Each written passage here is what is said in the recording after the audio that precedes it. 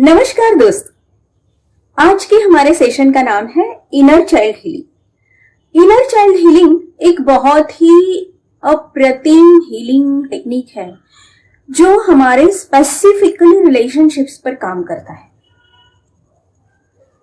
हमारे जो भी घर वालों के साथ, रिश्तेदारों के साथ या औरों के साथ जो रिलेशनशिप्स होते हैं, तो उनमें अगर कुछ प्रॉब्लम्स है तो वो बेसिकली उसका रूट कॉज जो है वो हमारे इनर चाइल्ड में होता है, हमारे चाइल्डहुड में होता है। ये इस थेरेपी का कहना है। ये कैसे निकालना है, तो उसे कैसे समझना है कि ये कहाँ से आया है, ये रूट कॉज मेरी चाइल्डहुड में, बचपन में कहाँ क्रिएट हुआ है, कहाँ से आया है, और फिर उसे निकालना, उसे हील करना, उसे ठीक करना, ये सब इसमें इंक्लूड है इनर चाइल्ड हीलिंग में। तो आइए देखते हैं कि क्या कहती है ये थेरेपी। अगर हम में से किसी को पूछा जाए कि आपकी जिंदगी में अच्छे लोग ज्यादा हैं या बुरे लोग ज्यादा हैं, तो जाहिर है कि मैक्सिमम लोगों का आंसर ये होगा कि अच्छे लोग तो हैं लेकिन बुरे लोग थोड़े ज्यादा हैं। क्योंकि मैंने भी यही आंसर दिया था जब मैं इनर चाइल्ड हीलिंग सीखने गई थी और मुझे नहीं पता था कि कैसे अपने अंदर के इनर चाइल्ड को हील करना है। तो मेरा ये दावा है कि अगर आप इस इनर चाइल्ड हीलिंग की प्रोसेस को अच्छे से समझ लेते हैं, इस प्रोसेस को आप फॉलो करते हैं, आप अंडरस्टैंड करते हैं, तो आप डेफिनेटली ये जो आपका सवाल का जवाब था कि मेरी जिंदगी में बुरे लोग ज्यादा हैं, अच्छे थोड़े कम हैं, तो वो डेफिनेटली चेंज हो जाएगा। क्योंकि आपको समझ में आ जाएगा कि ये जो भी रिलेशनशिप्स है, जो प्रॉब्लम वाली है या मुझे तकलीफ दे रही है, जो मुझे अच्छी नहीं लग रही है, वो कहाँ से आई है, वो मैंने कैसे अट्रैक्ट की है अपनी लाइफ में। और एक बार अगर ये समझ में आ जाए तो मुझे अच्छे रिलेशंस को या अच्छे लोगों को, या जो लोग हैं मेरी जिंदगी में, उनसे अच्छे बिहेवियर को कैसे अट्रैक्ट करना है, ये भी समझ में आ जाएगा।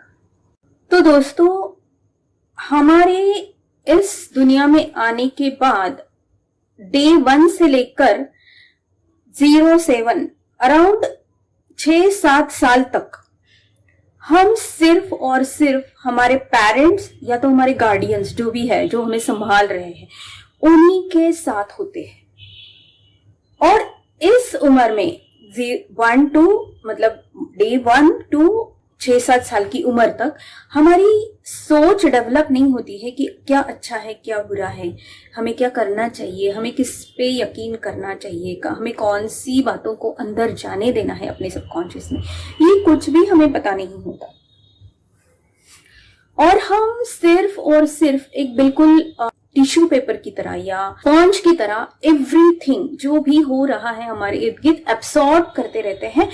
जो भी हमें दिखाई देता है, जो हमारे जो पेरेंट्स है वो करते हैं, वो बोलते हैं, जो हमें कहते हैं, ये हम जो देखते हैं, सुनते हैं, वो सारा क्या सारा फील करते हैं, महसूस करते हैं, वो सारा का सारा हमारे सबकॉन्शियस में एक बिलीफ क्रिएट करता है, एक प्रोग्रामिंग करता है हमारे सबकॉन्शियस की। और उसी प्रोग्रामिंग को लेकर फिर हमारी बिलीफ सिस्टम बन जाती है। जो हमारे बिलीफ सिस्टम है उसी प्रोग्रामिंग को लेकर क्रिएट होती है, बन जाती है। तो अब हम देखेंगे कि कैसे कैसे हमारा डे 1 से लेकर 6-7 साल की उम्र तक एक बिलीफ सिस्टम कई बार तो रॉन्गली क्रिएट हो जाता है। सबसे पहली बात तो हमारा खुद का अपने आप से रिलेशनशिप कैसा है। अगर हमारा खुद का अपने आप से नाता ठीक नहीं है तो हमारे दुनिया में या फिर हमारे इर्द गिर्द के किसी से भी रिलेशनशिप अच्छा नहीं हो सकता। अब ये खुद से नाता कैसे डेवलप होता है, कहाँ से आता है, कहाँ पे उसके बिलीफ्स क्रिएट होते हैं। तो सिंपल सी बात है दोस्तों, जब हम पैदा होते हैं या इस दुनिया में आते हैं तो ज्यादातर ऐसे ही होता है कि बच्चे की जन्म पे खुशी, लोग खुशी फील करते हैं, लोग खुशियां मनाते हैं, बधाई देते हैं। लेकिन कई बार कुछ प्रॉब्लम्स ऐसे भी होते हैं कि शायद या तो जेंडर की वजह से, यानी कि बेटा है बेटी है, या फिर घर के माहौल की वजह से, या फिर बुजुर्गों की वजह से, या फिर फाइनेंशियल कंडीशंस की वजह से शायद वो बच्चा उतना उसका वेलकम नहीं किया जाता जितना कि होना चाहिए, जितना कि उसके आने की खुशी होनी चाहिए।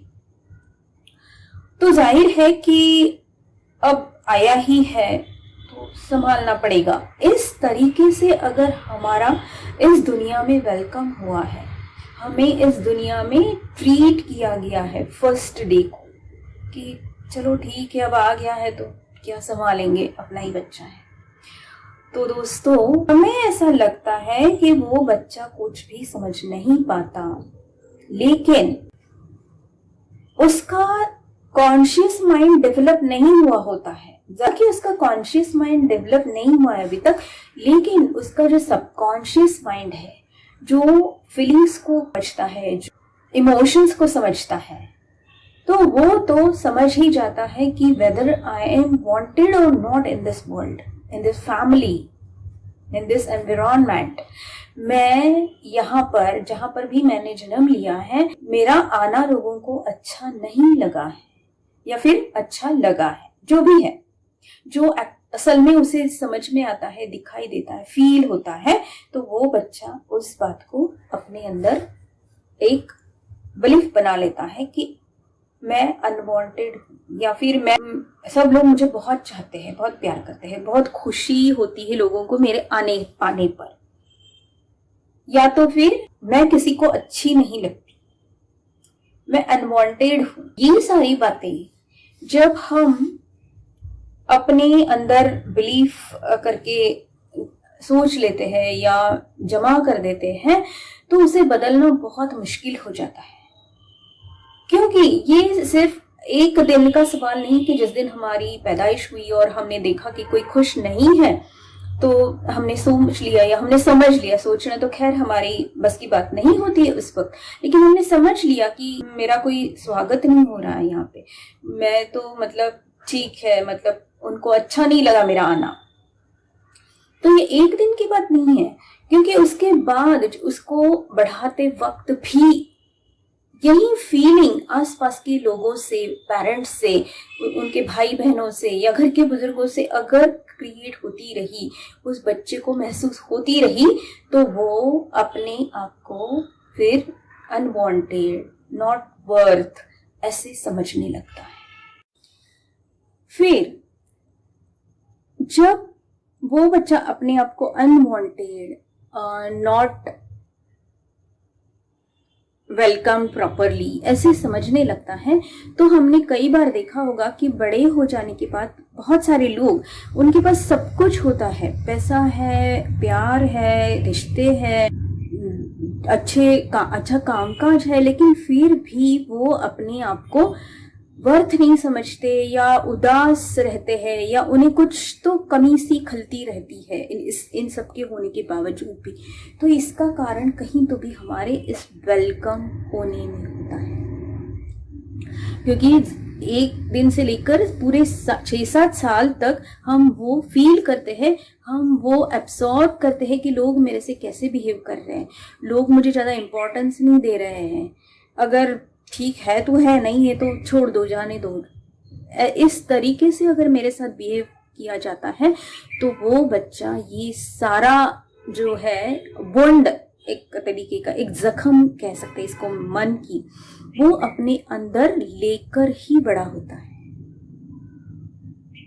क्योंकि उसे नहीं पता कि क्या सिचुएशन है, क्यों लोग मुझे इस तरीके से बढ़ा रहे हैं, या उनकी फाइनेंशियल कंडीशंस ठीक नहीं है तो वो भी क्या करेंगे, ये सब उसे नहीं पता, क्योंकि उसकी उतनी सोचने की ताकत नहीं होती।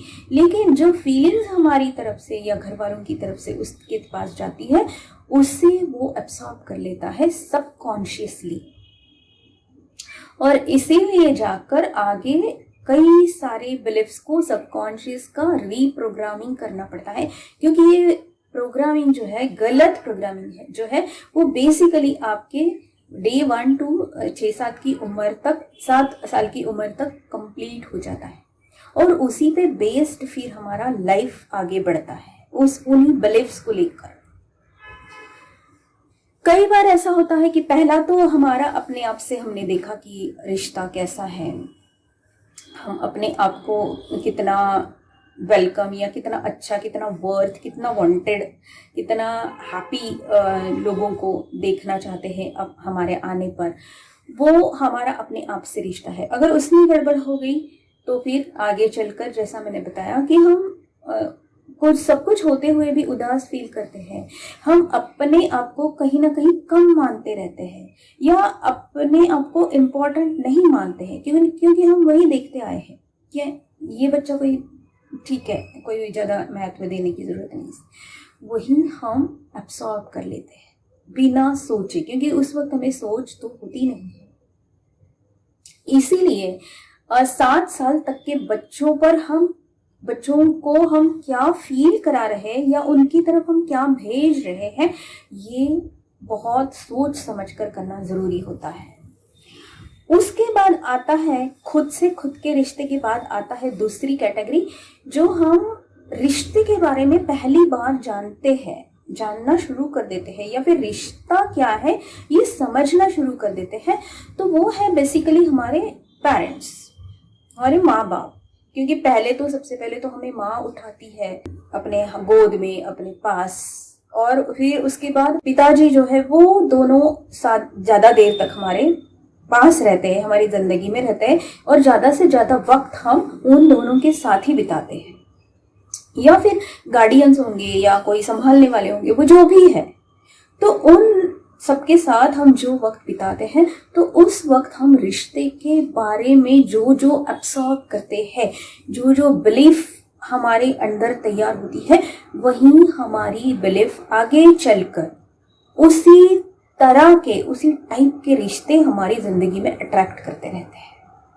और फिर हमें लगता है कि क्यों मेरे जिंदगी में ऐसे हो रहा है, क्यों मेरी जिंदगी में अच्छे, प्यार करने वाले, अच्छे लोग क्यों नहीं आते। तो दोस्तों, ये इसकी जिम्मेदारी जो है 100% हमारी है। अब ये हमारी गलती नहीं है कि हमने ये, हमारे साथ जो कुछ भी हुआ हमारे बचपन में, तो हमने ये प्रोग्रामिंग बना लिया, लेकिन हाँ, इसे समझने के बाद उसे चेंज ना करना, उसे ना बदलना, ये जरूर हमारी गलती है। तो अगर हम चाहते हैं कि हमारी जिंदगी में बहुत अच्छे, लफेबल और बहुत प्यार करने वाले लोग हो, तो हमें अपनी माइंडसेट को, यानी हमारी जो प्रोग्रामिंग हुई है, उसे बदलने की जरूरत है। और उसे कैसे बदला जा सकता है, तो इनर चाइल्ड हीलिंग से। और आइए आगे देखते हैं कि रिश्ते कैसे डेवलप होता है, रिश्ते के बारे में समझ हमारे मन में। एक तो हमारा खुद से रिश्ता डेवलप हो गया, फिर हमारा अपने पेरेंट्स या हमें संभालने वाले गार्डियंस जो भी है हमारे घर में, बुजुर्ग, उनके साथ एक रिश्ता डेवलप होता है कि वो हमें किस तरह से ट्रीट करते हैं। क्या वो हमें प्यार करते हैं, क्या वो हमें दर्द देते हैं, क्या वो हमें इग्नोर करते हैं, वो हमारा ध्यान ही नहीं रखते हैं, किस तरह से वो हमसे बिहेव करते हैं। इससे हम लोगों के बारे में एक अपने मन में बिलीफ बना लेते हैं कि लोग ऐसे ही होते हैं। अगर वो अच्छे हैं, बहुत ख्याल रखने वाले हैं, तो हमारा एक पॉजिटिव और हेल्दी बिलीफ क्रिएट होता है कि नहीं, सारे ही मेरा बहुत ख्याल रखते हैं, मेरे आसपास सारे प्यार करने वाले लोग होते हैं। क्योंकि यही मैंने देखा है मेरे शुरुआत के दिनों में, यही मैंने पढ़ा है, यही मैंने समझा है। लेकिन अगर मैंने कहीं भी ऐसा देखा है, या तो फिर कई बार ऐसे भी होता है कि एक पेरेंट बहुत प्यार करने वाला होता है और एक पेरेंट बहुत डांटने वाला होता है, तो ऐसे भी बहुत सारे केसेस मैंने देखे। तो वहां पे क्या हो जाता है ना कि मेल फीमेल जो भी होगा, मतलब अगर माँ बहुत प्यार करती है और पिताजी बहुत डांटते हैं, तो उस बच्चे के मन में, मर्दों के लिए, क्योंकि पिताजी एक मर्द है, एक अलग ही बिलीफ क्रिएट हो जाता है कि मर्द तो ऐसे ही होते हैं, क्योंकि वो पहला मर्द है जो उस बच्चे ने देखा है, जो उस बच्चे के सामने आया है। अगर माँ ऐसी है माँ बहुत डांटने वाली, गुस्सा करने वाली है, तो उसके मन में ये बिलीफ क्रिएट हो जाता है कि औरतें ऐसी ही होती है। वो जो समझ रहा है 7 साल कोई छोटा कालावधि नहीं है, छोटा पीरियड नहीं है। अब समझने की कोशिश कीजिए कि 7 साल तक उसके दिमाग में सिर्फ वही डाला जा रहा है और वही देख रहा है, वही सुन रहा है, वही महसूस कर रहा है, तो उसका वो बिलीफ कितना स्ट्रांग होता होगा। तो वो अपने साथ लोगों के रिश्ते भी इसी तरीके से तय करता है कि हाँ, मर्द ऐसे होते हैं, औरतें ऐसी होती है, मर्दों को ऐसा ही होना है। अगर वो बच्चा मेल है तो फिर वो सोचने लगता है कि हाँ, मर्दों को ऐसा ही होना है, गुस्सा करने वाले, मारपीट करने वाले। तो वो अपने आप को भी उसी तरह से ढालने लगता है, उसी समझ में, उसी बिलीफ में। अगर औरतों को उस बच्चे ने देखा है कि बहुत सहने वाली है, बहुत सुनने वाली है, काम करते रहने वाली है और खुद का जरा भी ख्याल नहीं रखने वाली, तो वो अपने दिमाग में यही लेता है कि औरतों को तो ऐसे ही होना चाहिए। फिर चाहे वो बच्चा मेल हो फीमेल, अगर फीमेल है तो वो खुद को ऐसे समझने लगती है कि हाँ, मुझे तो बस सहना ही है, मेरा तो जन्म ही इसलिए। अगर वो मेल है बच्चा, तो वो समझने लगता है कि मैं औरतों को ऐसे ही ट्रीट करूंगा क्योंकि यही तरीका है। उसने जो देखा है वही उसे सच लगता है कि यही तरीका है औरतों को ट्रीट करने का और उन्हें इसी तरह से ट्रीट किया जाना चाहिए, क्योंकि उससे उस वक्त सही गलत की समझ नहीं होती, पहचान नहीं होती है। तो डेफिनेटली वो वही करता है जो वो 7 साल तक बार बार देखता आ रहा है, बार बार सुनता आ रहा है, बार बार महसूस करता आ रहा है। तो ये हुआ दूसरा एक कैटेगरी की उस बच्चे का औरत या मर्द के बारे में एक बिलीफ, और वो मुझसे किस तरह से ट्रीट करते हैं, मुझे किस तरह से रिएक्ट करते हैं, मेरे साथ किस तरह से बिहेव करते हैं, ये उसका रिश्ता होता है खुद का औरों से या खुद का दुनिया के साथ रिश्ता। तो जिस तरह से हमारे पेरेंट्स द्वारा हमें ट्रीट किया गया है बचपन में, हम वही बातों को सच मानकर उसी तरीके के लोगों को अपनी जिंदगी में अट्रैक्ट करते रहते हैं, क्योंकि हमें ऐसा लगता है कि यही सही तरीका है, लोगों को ऐसा ही होना चाहिए। अगर किसी बच्चे को बहुत ज्यादा अकेले रखा गया हो, चाहे कोई भी वजह हो, उसके दूसरे भाइयों की बहनों की वजह से उसे अकेला रहना पड़ा हो, उसे माँ बाप का प्यार या साथ ज्यादा नहीं मिला हो, तो वो बड़ा होकर भी यही समझने लगता है कि मैं तो अकेला हूँ, आई एम अलोन। लोनलीनेस जो उसने फील किया है, जो उसने देखा है 0 से 7 के एज में, वही उसका बिलीफ बन जाता है। फिर चाहे उसके इर्द गिर्द कितने भी लोग क्यों ना हो, उसे प्यार करने वाले हो, उसका ख्याल रखने वाले हो, फिर भी वो समझता रहता है कि मैं तो अकेला हूँ, मैं तो अकेली हूँ, क्योंकि इसमें उनकी कोई गलती नहीं है, इसमें उनका ये बिलीफ सिस्टम बदलना जरूरी है।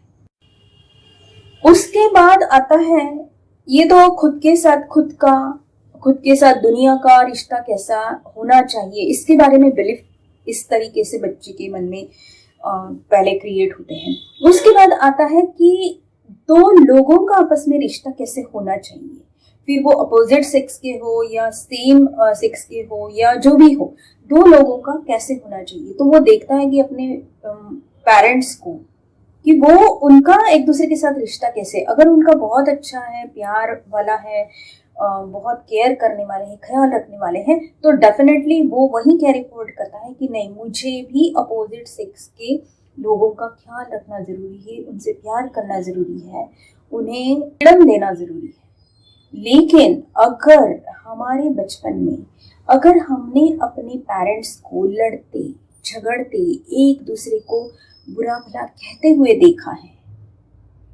तो जाहिर है कि हमारे उस छोटे बच्चे के बिलीफ यही बन जाते हैं कि दो लोगों को या फिर रिश्ता जिसे कहते हैं वो ऐसा ही होता है, हमें लड़ना ही चाहिए एक दूसरे से, तभी हमारा रिश्ता है।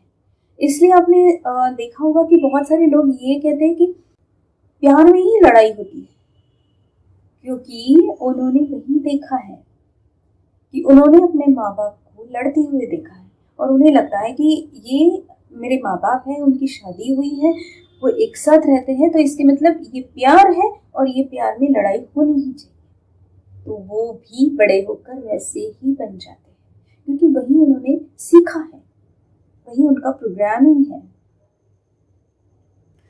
तो इतना गहरा असर हम पर हमारे पेरेंट्स का, हमारे इर्द गिर्द के लोगों का पड़ता रहता है, और इस तरीके से हमारा दुनिया को देखने का, रिश्तों को समझने का एक समझ जो है, एक अंडरस्टैंडिंग जो है, एक बिलीफ जो है, वो क्रिएट हो जाता है।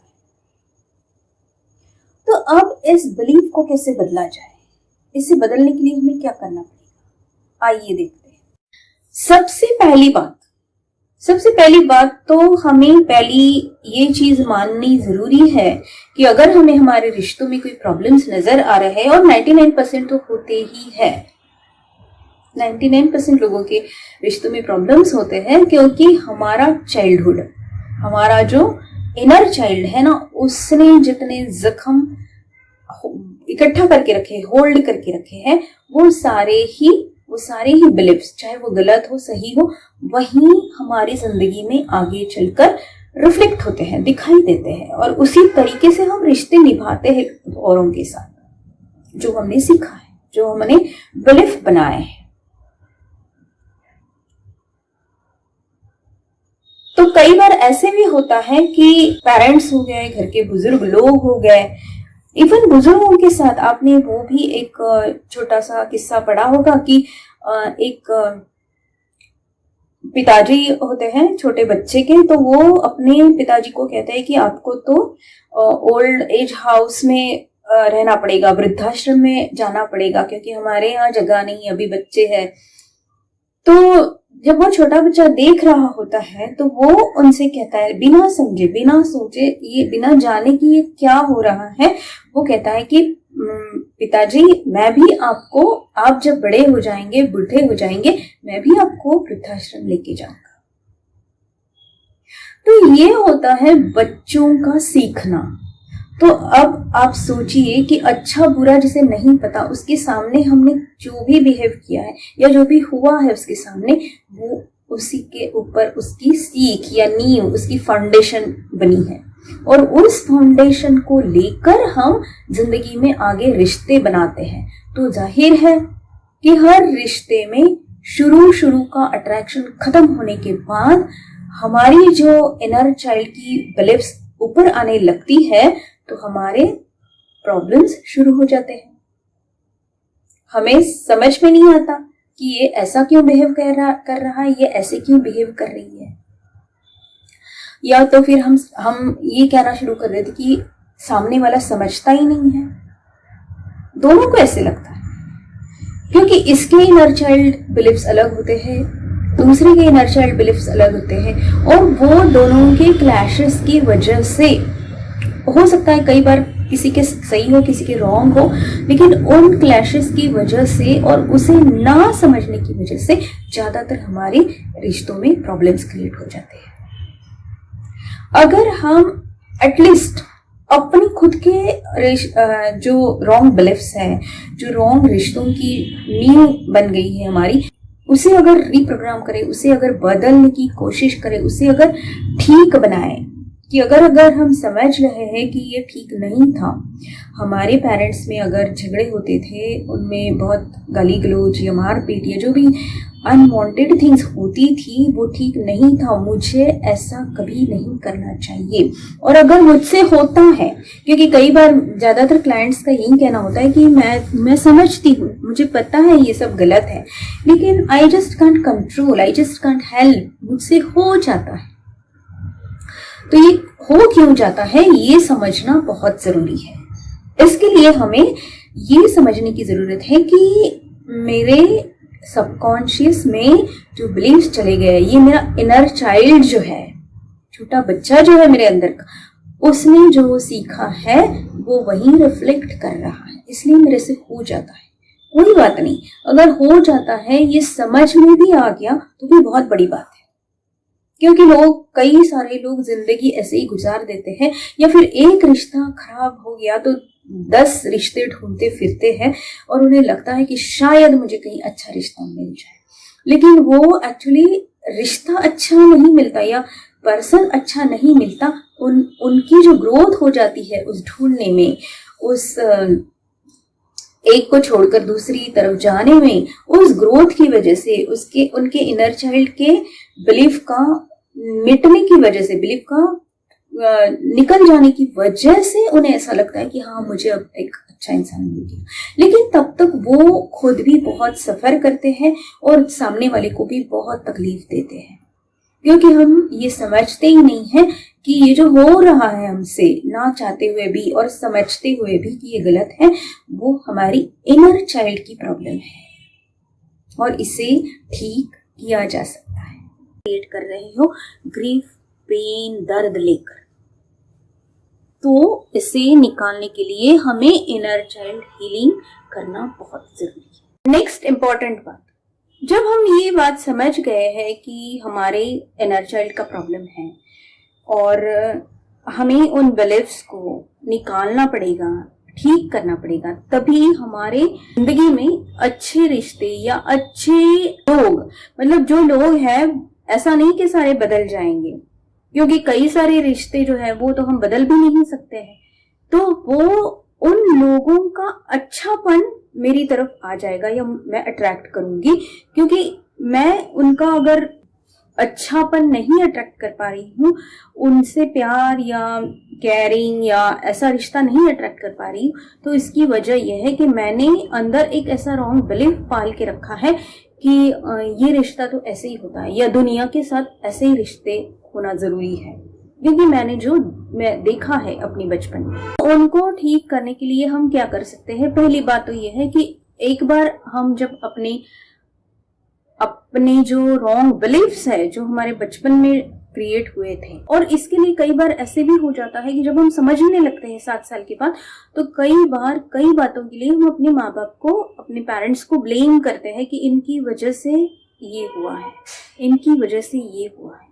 लेकिन ऐसा बिल्कुल ही नहीं है, क्योंकि जैसा कि मैंने कहा कि हम हमारे रिश्तों के साथ भी ये चेक करें कि उनके सामने वाले के भी तो कुछ इनर चाइल्ड के ही प्रॉब्लम्स हो सकते हैं, जैसे मेरे खुद के हैं, तो उसी तरह हमारे पेरेंट्स की भी तो है, उन्हें भी तो उनके चाइल्डहुड में कुछ तो सहना पड़ा होगा जो उनका बिलीफ बन गया और उन्हें नहीं पता, इसलिए वो परकोलेट होते होते होते हमारे पास आ गया।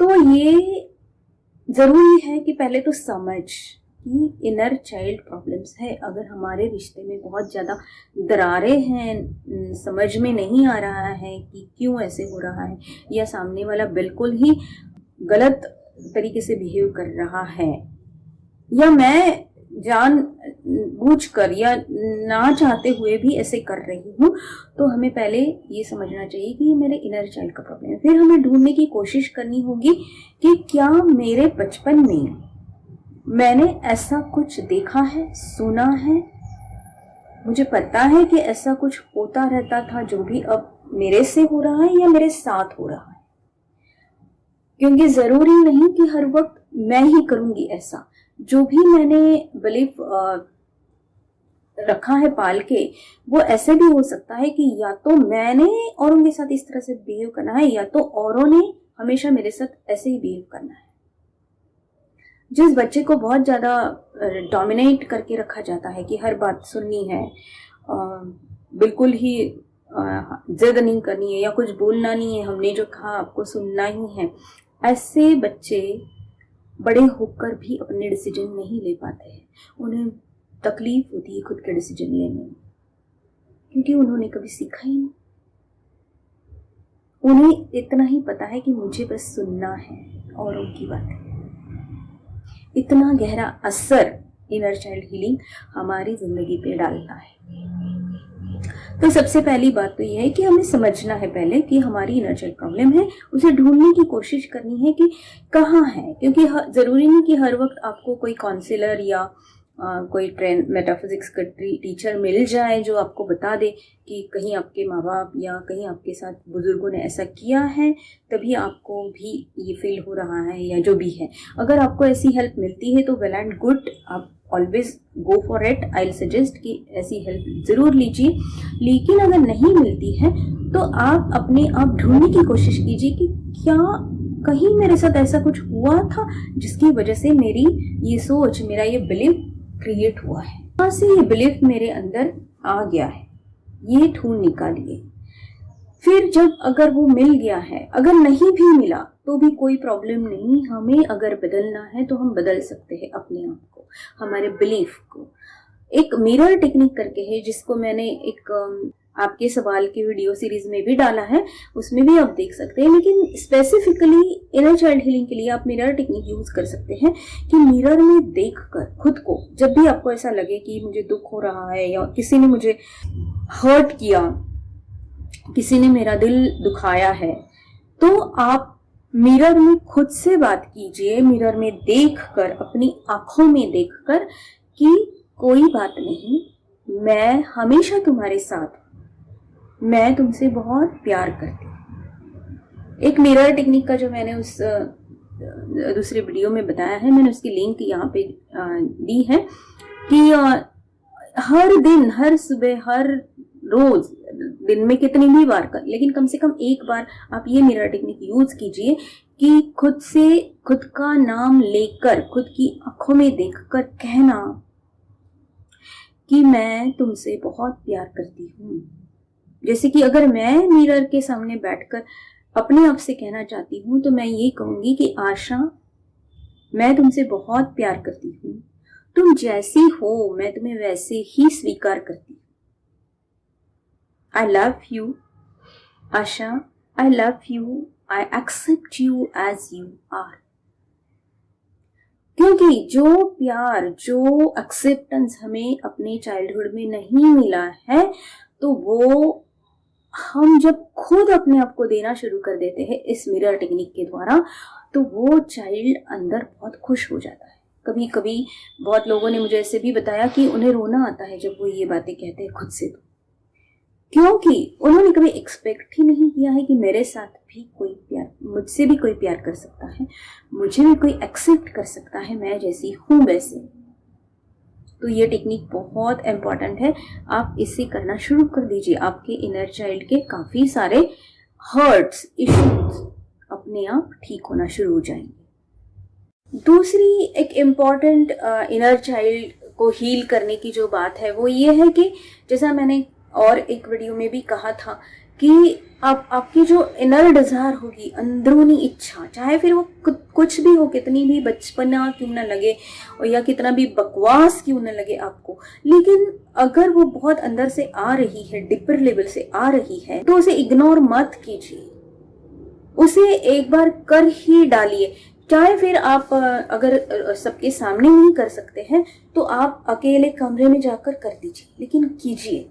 एक मेरे पास क्लाइंट आए थे, वो बहुत एजेड लेडी थी और काफ़ी, मतलब वो 65-70 के ऊपर, और वो चाहती थी कि वो अपने नातियों को, बहुओं को, बेटियों को, सबको जीन्स पहनकर देखना चाहती थी और वो चाहती थी कि मैं भी कभी जीन्स पहनूं। लेकिन वो कहती थी कि घर में तो मुझे कोई रोक नहीं रहा, घर के लोग बोलते कि हम लाके देंगे, चलिए आप हमारे साथ शॉप में, पर मेरी ही हिम्मत नहीं हो रही। तो मैंने उनसे पूछा था कि क्या कहीं आपके बचपन में ऐसा हुआ है, किसी ने आपको इस तरह के कपड़े नहीं पहनने हैं या ऐसा नहीं रहना है, ऐसे रोक टोक की थी? तो उन्होंने कहा हाँ, मेरे पिताजी बहुत स्ट्रिक्ट थे और जो ट्रेडिशनल या जो हमें दिए जाएंगे उन्हीं कपड़ों को हमें पहनना पड़ता था। हम बोल भी नहीं सकते थे कि ये कलर नहीं चाहिए या ये इस तरीके का ये नहीं चाहिए। तो मैंने कहा वही बिलीफ आपको अलाउ नहीं कर रहा है जीन्स पहनने को। तो आप एक काम कीजिए, आप लेकर आइए।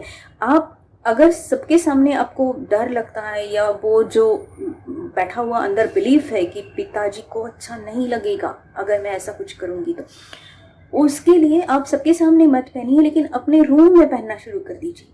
खुद को देखिए आईने में, कैसा फील होता है देखिए। जब आप कंफर्ट हो जाओगे, और फिर अगर आपको लगता है कि पिताजी नाराज हो जाएंगे, मैं उन्हें दुखी कर रही हूँ, चाहे वो हो ना हो, तो फिर आप मन ही मन में उनसे माफ़ी मांग लीजिए। जैसे कि फॉरगिवनेस का भी हमने वीडियो डाला हुआ है कि पिताजी आपने शायद आपके हिसाब से सही कहा होगा, लेकिन ये सही नहीं है।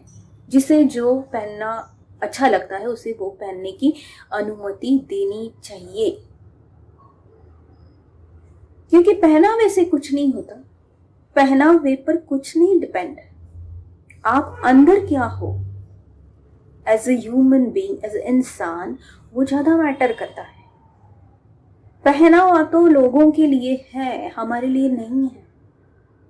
और इसलिए, या फिर ये कह सकते हैं कि ज्यादातर पहनावा हम लोगों के लिए करते हैं कि लोगों को अच्छा लगे, मैं अच्छी दिखूं लोगों को। लेकिन मैं सच में क्या पहनना चाहती हूँ वो मैं कभी अपने आप से ना पूछती हूँ, ना मैं उस पर ध्यान देती हूँ। या फिर अगर मुझ पे ऐसे इस तरह के, जैसे कि उस लेडी का मैंने बताया एग्जाम्पल, कि डाले गए हैं कंपल्शंस, बंधन ऐसे डाले गए हैं कि नहीं ये नहीं करना है, वो नहीं करना है, वो नहीं करना, तो मन ज्यादा बार बार वो सारी चीजें करने को करता है। क्योंकि मेरा इनर चाइल्ड जो है, मेरे अंदर की छोटी बच्ची जो है, वो जिद कर रही है। उस वक्त तो वो कुछ नहीं कर पाई क्योंकि वो छोटी थी, वो अपोज नहीं कर सकती थी, वो उनके कहने के बाहर जा नहीं सकती थी या खुद खरीद भी नहीं सकती थी। लेकिन अब मैं उस बच्ची को वो जो चाहे दे सकती हूँ। ये अपने आप को समझाइए। Be a nurturing parent of your inner child. ये सेकेंड टिप है। जो हम नहीं कर पाए थे और अब हमें लगता है कि ये मुझे करना ही था, ये मुझे करना है, ये मैं करना चाहती हूँ, तो आप अपने आप को, जो आपके पेरेंट्स ने आपके साथ किया था, आपको नहीं करने दिया था, रोक लगाई थी, आपको डराया था, धमकाया था कि नहीं ऐसा करोगे तो ऐसा होगा, ये ठीक नहीं है, पिटाई होगी, जो भी है, तो आप अपने साथ ऐसा मत कीजिए। और इसके लिए मैं चाहूंगी कि आप मेरा एक और वीडियो है जो लिंक मैं यहाँ दे रही हूँ कि लव योरसेल्फ अनकंडीशनली, खुद से प्यार करना सीखिए। आप अपने अंदर के उस छोटी बच्ची के नर्चरिंग पेरेंट बन जाइए, उससे प्यार करने वाले पेरेंट बन जाइए। तो ये है दूसरी टिप। वर्क के बाद आपको करना है कि अगर मेरे अंदर का जो इनर चाइल्ड है, कई बार हम कहते हैं कि हम तो इतने बड़े हो गए, बहुत बार मैंने ऐसे भी देखा है कि झूला झूलना बड़ी उम्र के लोग नहीं करते हैं, वो चाहते हुए भी कहते कि हम तो इतने बड़े हो गए। तो क्या हुआ, अगर आपके अंदर के बच्चे की डिमांड है, वो उसकी खुशी पूरी नहीं हुई है, तो आपको झूला झूलना चाहिए, चाहे कितने भी बड़े हो आप। हाँ, थोड़ा सोच समझ कर, थोड़ा धीरे से, थोड़ा खुद को संभाल कर कीजिए, लेकिन बिल्कुल डिनाई मत कर दीजिए, रिफ्यूज मत कीजिए हर बात को अपने अंदर के चाइल्ड को। क्योंकि ये जो दुख और दर्द को अंदर समेट लेने की जो प्रोसेस है, वो आप बचपन से ऑलरेडी करते आए हैं। और अगर आज भी आप वही करते रहोगे उस बच्चे के साथ, या हमारे अंदर के खुद के साथ, हमारे फीलिंग्स के साथ, तो आप नेगेटिविटी से बाहर नहीं आ पाओगे। अब स्पिरिचुअल जर्नी तो बहुत दूर की बात है, आप खुश रहकर जी भी नहीं सकोगे। तो अपने अंदर के बच्चे के एक अच्छे प्यार करने वाले समझदार पेरेंट बन जाइए। ये दूसरा बहुत इंपॉर्टेंट टिप है। नेक्स्ट इम्पॉर्टेंट टिप ये है कि कई बार ऐसे हो जाता है कि अगर जैसे पहले हमने देखा कि छोटी छोटी इच्छा है तो हम ठीक है पूरी कर लेंगे उसको, अकेले में ही सही, किसी कोई ना देखे ये सोचकर।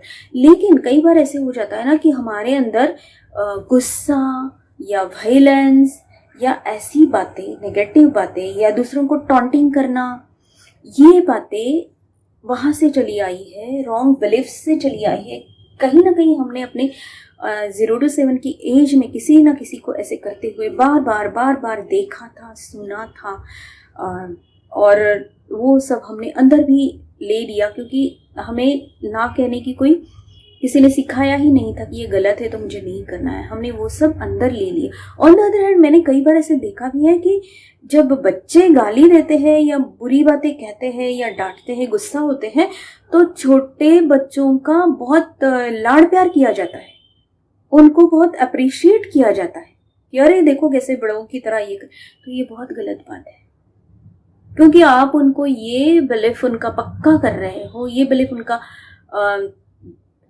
कायम कर रहे हो कि ये ठीक है, ये अच्छा है। तुम गुस्सा करोगी, तुम गाली गलौज करोगी, तुम ठीक से बिहेव नहीं करोगी, तो तुम्हारा दुनिया तुम्हारा अप्रिशिएट करेगी, तुम्हारा बहुत तारीफ होगी तुम्हारी।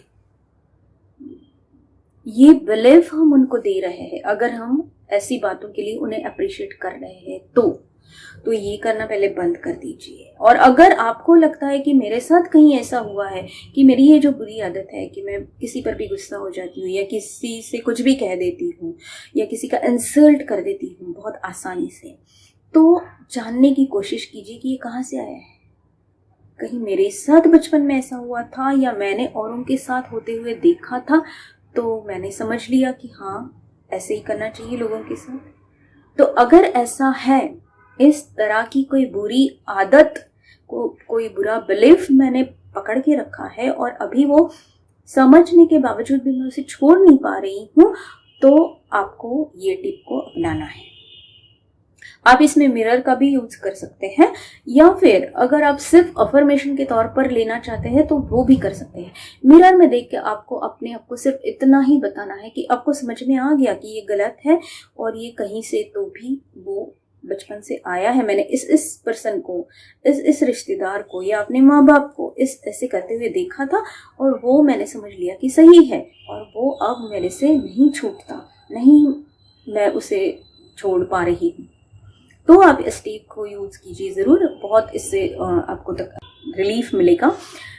आप आईने में देखकर अगर मिरर यूज करते हैं तो खुद से ये सिर्फ कहिए अपनी आंखों में देखकर कि किस चीज के लिए कह रहे हैं, ये तो आपको पता चल ही जाएगा, क्योंकि आपके मन को पता है कि आपने वो ढूंढ निकाला है कि ये मेरी गलत आदत है या गलत बात है, गुस्सा करना, इंसल्ट करना लोगों की, टॉन्टिंग करना उन्हें। तो वो मैंने ऐसे ऐसे लोगों से देखा था, वहां से ये आया था, अब मुझे नहीं चाहिए क्योंकि मैं समझ गई हूँ कि ये गलत बात है।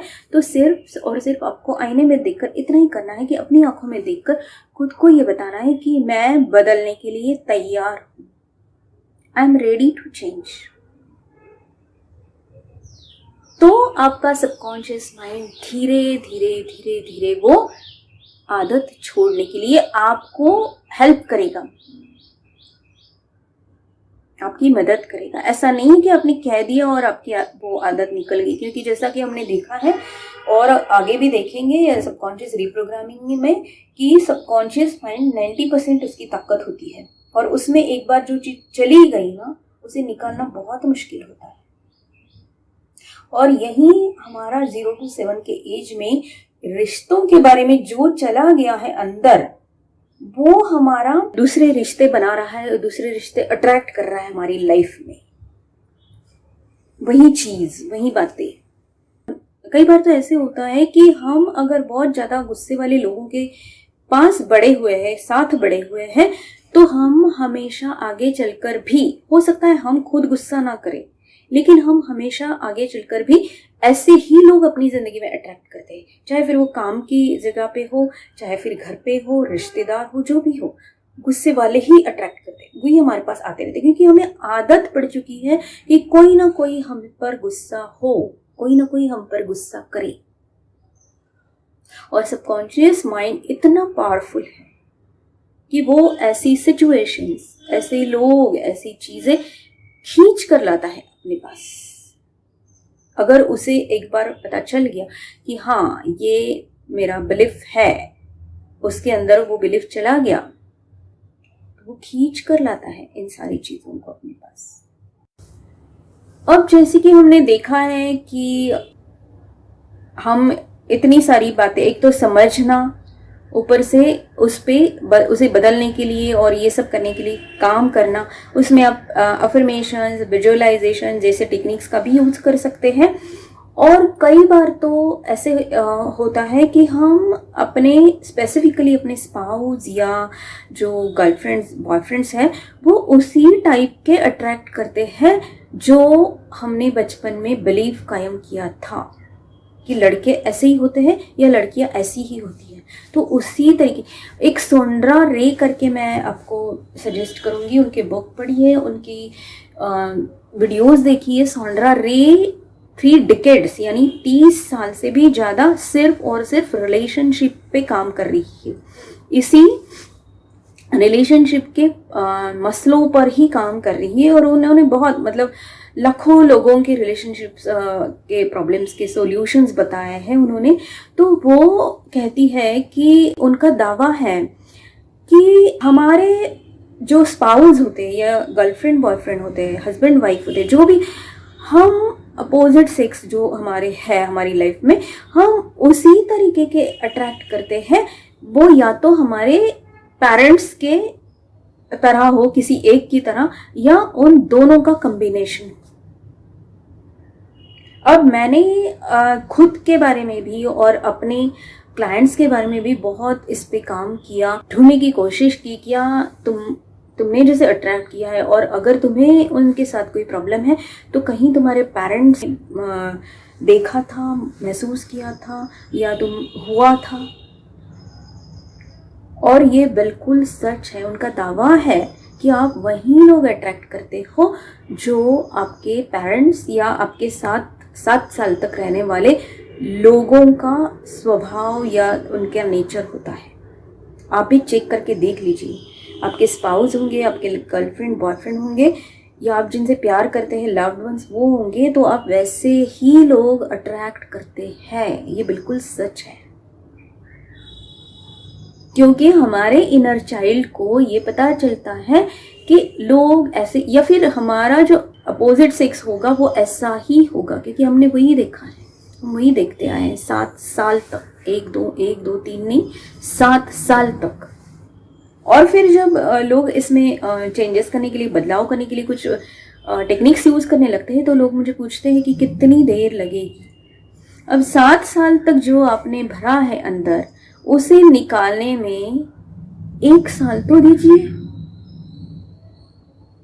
1 महीना तो दीजिए। अगर ठीक है, चलो आप बहुत अच्छे से समझ गए हो, आपको समझने के लेवल पर कोई प्रॉब्लम नहीं है कि ये कैसे हो गया है या क्यों हो गया है मेरी जिंदगी में ऐसे, मेरे रिश्तों में प्रॉब्लम्स, लेकिन आप जो कर रहे हैं, जो अप्लाई कर रहे हैं, वो टेक्निक एटलीस्ट 1 मंथ तो अप्लाई कीजिए और उसके बाद देखिए कि चेंजेस आ रहे हैं कि नहीं।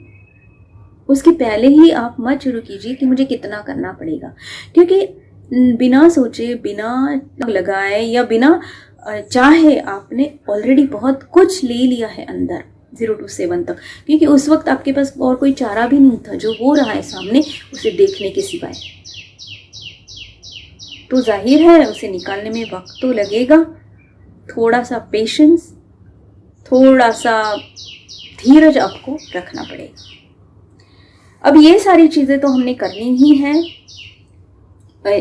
उसके साथ साथ ये टेक्निक्स भी करने हैं, और उसके बावजूद ये लुईस ही का कहना है कि जैसा कि सोंड्रा रे ने बताया है कि ज़्यादातर हम अपने पेरेंट्स जो है, या तो उनमें से कोई एक या उन दोनों के नेचर का कॉम्बिनेशन, उसी तरीके के लोग अपनी ज़िंदगी में अट्रैक्ट करते हैं। तो लुईस ही का कहना है कि अगर हमें हमारे अंदर हमारे पेरेंट्स चाहे हो या ना हो इस दुनिया में, लेकिन जो कुछ भी हमने उनसे लिया है, हमने वो बिलीफ्स लिए हैं, तो वो हमारे साथ अभी भी है ही, और उनके साथ का जो कनेक्शन है हमारा, फिर चाहे वो जिस तरीके का हो, हैप्पी हो, क्लैश वाला हो, प्रॉब्लमेटिक हो, जो भी है वो भी अभी भी है हमारा, क्योंकि वो सबसे ज़्यादा करीब लोग हैं हमारे, जो हमारे बर्थ से लेकर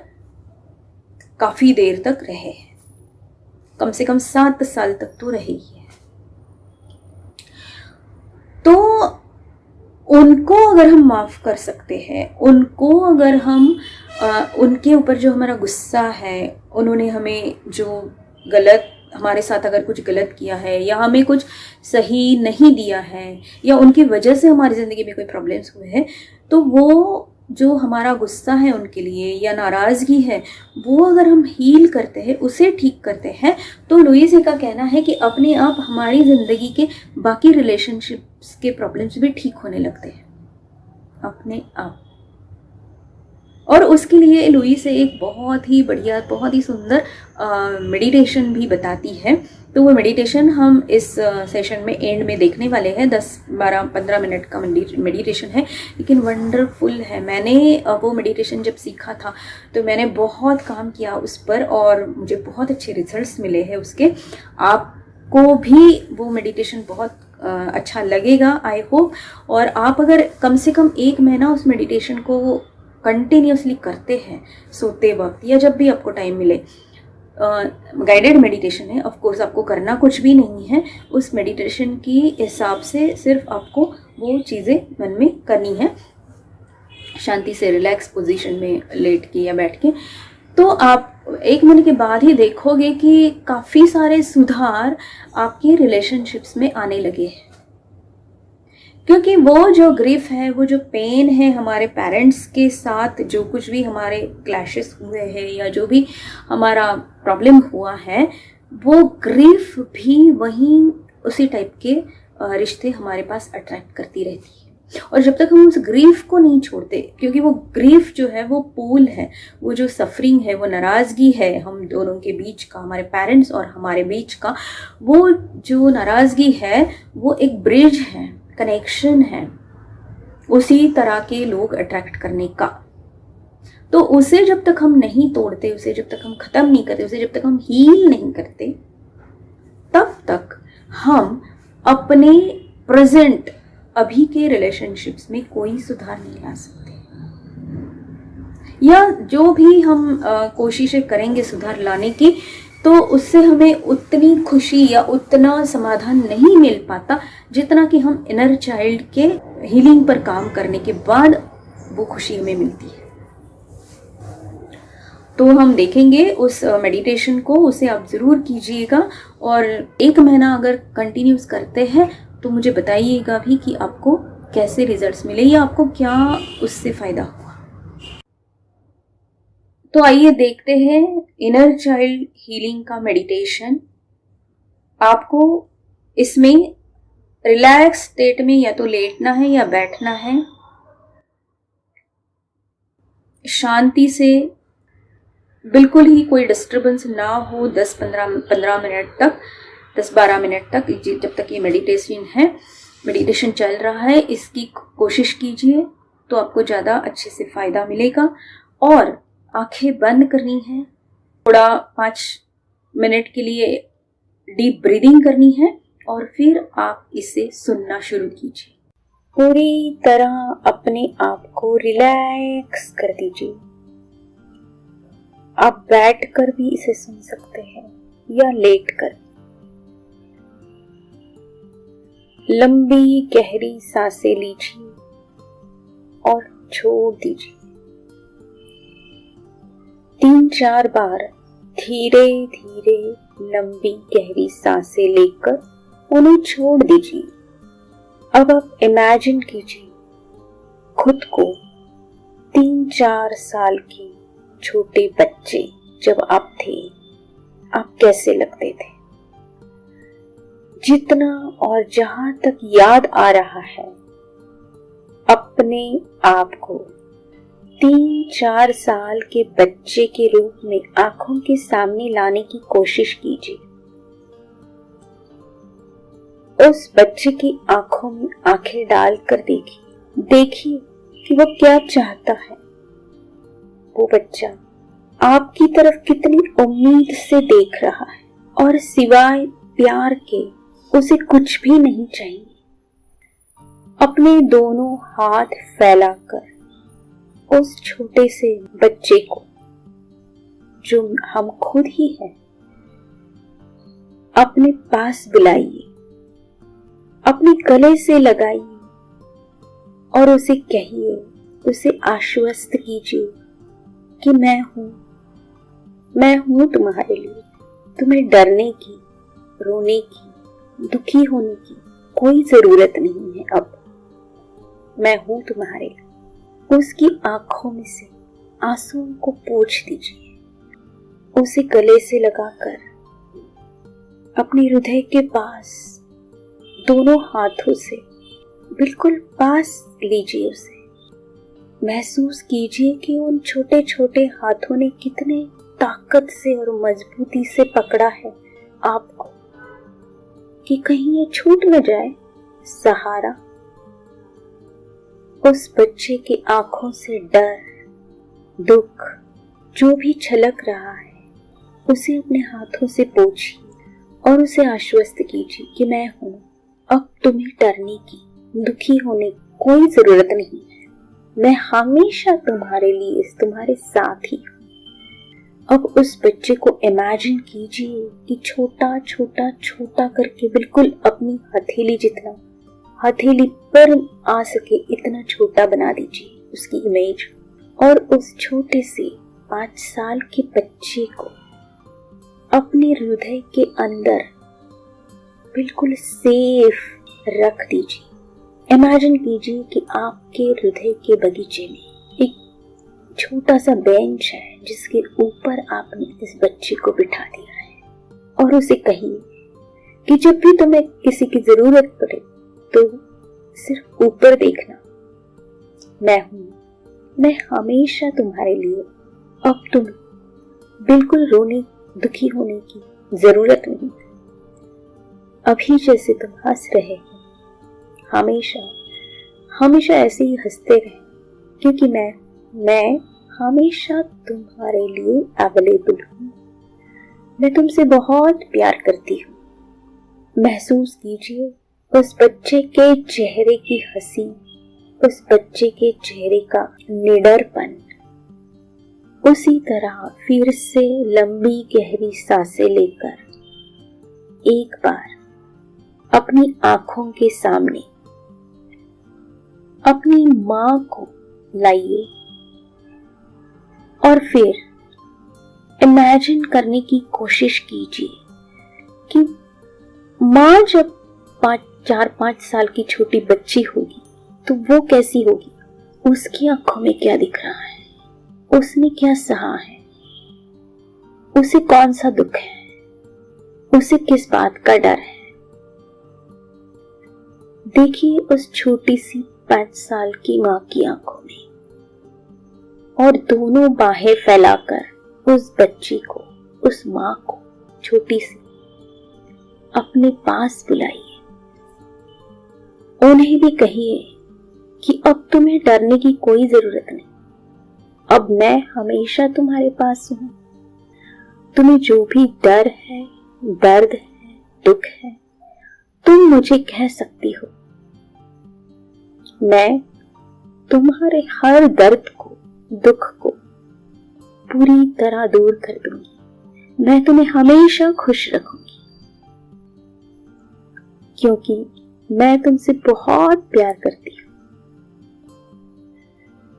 अब उस छोटी सी मां को भी अपनी हथेली पर लेकर छोटा छोटा छोटा इमेज बनाकर अपने हृदय के अंदर, जहां पर हमने अपने आप को रखा है, उसके पास, उस छोटी बच्ची के पास इसे भी बैठा दीजिए। देखिए दोनों बच्चे कितने खुश हैं एक दूसरे से मिलकर। देखने की कोशिश कीजिए कि दोनों कितना प्यार करते हैं एक दूसरे से। दोनों को एक साथ कितना अच्छा लग रहा है। और उन दोनों से कहिए, जब भी तुम्हें कोई भी प्रॉब्लम हो तो सिर्फ ऊपर देखना, मैं हूं, मैं हमेशा तुम्हारे लिए, तुम्हें बहुत सारा प्यार दूंगी। बहुत सारा प्यार मैं देने वाली हूं जो तुमने कभी सोचा भी नहीं था। और ये प्यार तुम्हारे हर डर, हर शौक, हर दर्द, हर दुख को दूर कर देगा। देखिए कितने खुश है वो दोनों बच्चे। फिर से लंबी गहरी सांसें लीजिए और अपने पिताजी को अपनी आंखों के सामने लाने की कोशिश कीजिए। इमेजिन कीजिए कि वो बच्चा 5 साल का, मेरे पिताजी, क्या दिख रहा है उस बच्चे की आंखों में? वो कैसे दिखते हैं जब वो 5 साल के हैं? क्या है उनकी आंखों में? डर, गुस्सा, नाराजगी? वो बड़े उम्मीद से आपकी तरफ देख रहे हैं। उस बच्चे को आपसे बहुत उम्मीद है। अपने दोनों हाथ फैलाकर उस बच्चे को भी अपने पास बुला लीजिए, उसे गले से लगाइए, उसे आश्वस्त कीजिए, उसे कहिए कि मैं तुमसे बहुत प्यार करती हूं।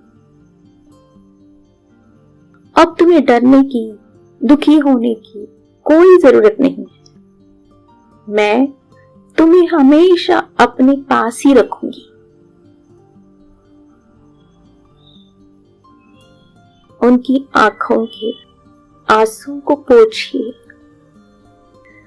और उन्हें भी छोटा छोटा छोटा बनाकर अपनी हथेली पर रखिए और उन्हें भी इन 2 बच्चों के साथ, जो खुद आप हैं और एक आपकी माँ 5 साल के, इन्हें भी उनके साथ बिठा दीजिए अपने हृदय में। देखिए तीनों बच्चों की आंखों में कितनी खुशी है, उनके चेहरे पर कितनी हंसी है, वो कितना प्यार करते हैं एक दूसरे से। महसूस करने की कोशिश कीजिए कि वो एक साथ, तीनों एक साथ कितने खुश हैं, कितना अच्छा लग रहा है उनको। वो तीनों बच्चे एक दूसरे के साथ खेल रहे, खुश हो रहे हैं, हंस रहे हैं खिलखिलाकर और एक दूसरे से बहुत प्यार भी कर रहे हैं। उन्हें समझाइए कि मैं हमेशा तुम्हारे लिए हूं। अब तुम्हें चिंता करने की, डरने की, दुखी होने की कोई जरूरत नहीं, क्योंकि मैं हमेशा तुम्हारे साथ हूं। मैं तुमसे बहुत प्यार करती हूँ, मैं तुमसे बहुत प्यार करती हूँ। इस फीलिंग को महसूस करने की, उनकी खुशी को महसूस करने की कोशिश कीजिए और जब आपका मन करे धीरे धीरे आंखें खोल दीजिए।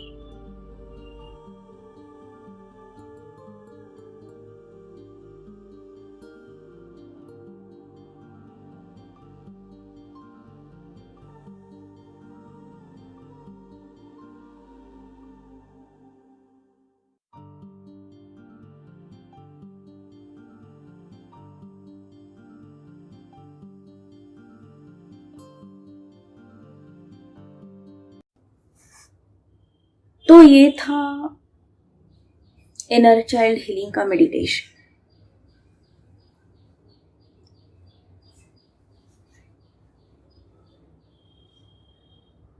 इसे सुनने के बाद एक्चुअली हम कुछ अलग ही स्टेट में होते हैं और इसलिए मैं अब ज़्यादा और कुछ नहीं बताऊंगी इसके बारे में। आप इस मेडिटेशन को करते रहिएगा। आप बाकी के टिप्स भी जो बताए गए हैं उन्हें भी करते रहिएगा और अगर आपको इसके बारे में और भी कुछ इन्फॉर्मेशन चाहिए तो आप मुझे कमेंट बॉक्स में लिख कर बताइएगा, क्योंकि ये सारे टेक्निक्स अप्लाई करके मैंने खुद के और काफ़ी सारे क्लाइंट्स की लाइफ में, रिलेशनशिप में बहुत अच्छे बदलाव देखे हैं। तो मुझे खुशी होगी अगर आपको भी इस पर्टिकुलर बात में कोई बदलाव चाहिए और आप चाहते हैं कि आप उस पर काम करके वो बदलाव लाना चाहेंगे, तो ज़रूर आप मुझे लिख के भेजिएगा, कमेंट कीजिएगा, कमेंट बॉक्स में आपकी कमेंट भेजिएगा, या फिर मेरे ईमेल पे अभी आप भेज सकते हैं। और जितने भी लोगों को आपको लगता है कि ये रिलेशनशिप की प्रॉब्लम्स है और आप चाहते हैं कि वो इससे बाहर निकले, वो इससे ठीक करे, तो उनके साथ ये वीडियो ज़रूर शेयर कीजिएगा।